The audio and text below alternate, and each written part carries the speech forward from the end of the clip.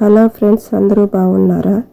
ఈరోజు నేను మీకు ఒక మోరల్ స్టోరీ చెప్పదలుచుకున్నాను ఫ్రెండ్స్, వినండి.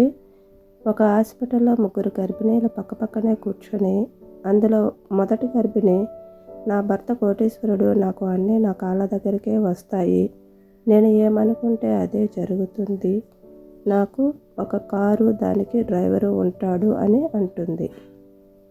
రెండో గర్భిణి, నా భర్త లక్షాధికారి, నాకు ఒక కారు, క్రెడిట్ కార్డు అన్నీ ఇస్తాడు, ఎక్కడికైనా వెళ్ళి ఎలా అయినా ఖర్చు పెట్టుకోమని చెప్తాడు అని అంటుంది.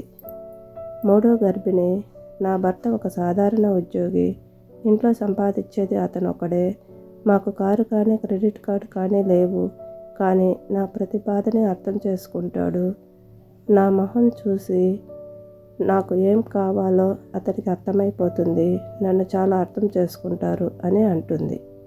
అది విని మిగతా ఇద్దరు, ఈ డబ్బు లేని వారి మాటలు ఇలానే ఉంటాయి అని నవ్వుకుంటారు. కొంత సమయానికి ముగ్గురు వైద్య పరీక్షలు ముగించుకొని బయటకు వచ్చేస్తారు. మొదటి గర్భిణి వాళ్ళని చూస్తూ, చూసారా, నా కోసం ఎంత లగ్జరీ కారు వచ్చింది అని అంటుంది.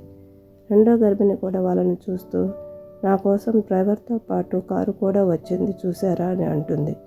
ఇద్దరు మూడో గర్భిణిని చూసి, నీకోసం ఎవరు వచ్చారు అని వెటకారంగా అడిగారు.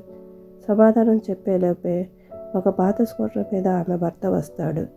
వచ్చి ఆమె చేతికి నీళ్లు ఇచ్చి, ఎండలో ఎందుకు నిల్చున్నావు, నీడలో ఉండొచ్చు కదా, నీకేమైనా అలసటగా ఉందా అని ప్రేమతో చేయి పట్టుకొని బండి ఎక్కిస్తాడు. అది ఆ ఇద్దరు చూసి తలదించుకుంటారు. ధనవంతులు ఎవరో అర్థమైంది వాళ్ళకి.